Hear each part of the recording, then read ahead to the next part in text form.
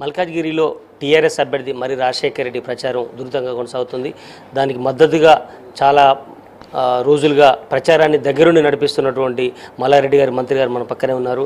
ఇవాళ చివరి రోజు మరికొద్ది గంటలే మిగిలి ఉంది. ప్రచారాన్ని ఏ స్థాయిలో ముందుకు తీసుకెళ్తున్నారు, వాళ్ళ వ్యూహం ఏంటి ఒకసారి తెలుసుకునే ప్రయత్నం చేద్దాం. సార్ ఏమనిపిస్తుంది సార్, ఓవరాల్గా మీకు కొద్ది రోజులుగా పార్టీ టికెట్ ఇచ్చినప్పటి నుంచి ఇప్పటి వరకు కూడా ప్రచారం ఎలా కొనసాగించారు, ఎట్లా అనిపిస్తుంది? ఇప్పుడు ప్రచారం మొదటి సంది కూడా ప్రజలందరూ కూడా టీఆర్ఎస్ వైపే మొగ్గు చూపిస్తున్నారు. ఎందుకంటే గత 4.5 సంవత్సరాల సంది మా సీఎం కేసీఆర్ గారు చాలా పెద్ద ఎత్తున ఒక ఉద్యమం మాదిరిగా అభివృద్ధి చేసిండు. తెలంగాణలో 24 గంటలు కరెంట్ ఇచ్చిండు, కాళేశ్వరం ప్రాజెక్టు, అదే మాదిరిగా తాగునీరు కానీ, సాగునీరు కానీ, ఆసరా పింఛన్లు కానీ, వికలాంగుల పింఛన్లు కానీ, రైతు పెట్టుబడి కానీ, రైతు బీమా కానీ, ఇవన్నీ కూడా భారతదేశంలో ఏ రాష్ట్రంలో ఏ సీఎం చేయని పనులన్నీ కూడా మన సీఎం చేస్తుండు. కాబట్టి ప్రజలందరూ నమ్ముతున్నారు మా సీఎంను.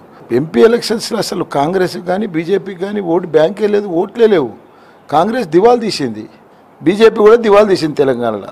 కాంగ్రెస్ బీజేపీ మిగతా పార్టీలు మాత్రం మల్లారెడ్డి అల్లుడు కొత్తవాడు, పార్టీలకు ఈరియాలో నిన్న వచ్చిండు, మేమంతా ఎప్పటి నుంచో ఉన్నామని వాళ్ళు ఆరోపణ చేస్తున్నారు. వాళ్ళు కొత్తగా వచ్చిండా పాతకు వచ్చిండా కాదు, క్యాండిడేట్ ఎట్లున్నాడని చూడు. ఒక 4 ఇంజనీరింగ్ కాలేజీలు నడిపిస్తాడు, మంచి స్కూల్స్ నడిపిస్తాడు, ఆయన ఒక విద్యావంతుడు, విద్యా సంస్థలు నడిపిస్తున్నాడు. అంత గొప్ప మనిషి ఎంపీగా నిలబడొద్దా? వీళ్ళంతా ఏందా? ఇప్పుడు కాంగ్రెస్లో ఉన్న క్యాండిడేట్ ఏం క్యాండిడేట్ అయినా మొన్ననే కొడంగల్లో తుక్కు ఓడిపోయాడు.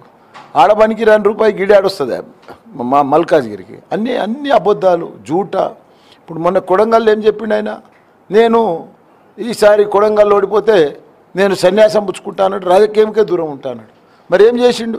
మళ్ళీ వచ్చి ఎంపీలో పడుతున్నాడు.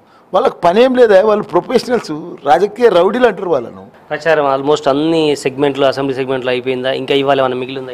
ప్రచారం అంతా అయింది, సానుకూలంగా ఉంది. 7 నియోజకవర్గాలలో మా ఎమ్మెల్యేలు కానీ, కార్పొరేటర్లు కానీ, సర్పంచ్లు కానీ, జెడ్పీటీసీలు కానీ, ఎంపీటీసీలు కానీ, చైర్మన్లు కానీ, ఎమ్మెల్సీలు కానీ విపరీతంగా తిరుగుతారు.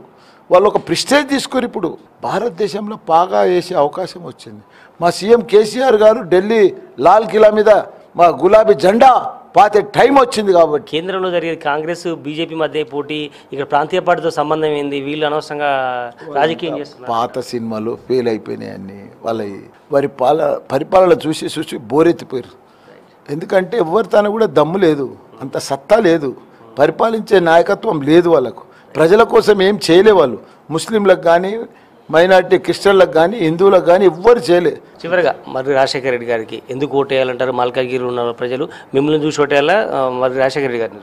మమ్మల్ని చూసి కాదు, రాజశేఖర రెడ్డిని కాదు, పార్టీని చూసి ఓటేయాలి. మా సీఎం కేసీఆర్ని చూసి ఓటేయాలి, మా వర్కింగ్ ప్రెసిడెంట్ చూసి ఓటేయాలి, మా మల్లారెడ్డిని చూసి ఓటేయాలి, మా రాజశేఖర రెడ్డిని చూసి ఓటేయాలి.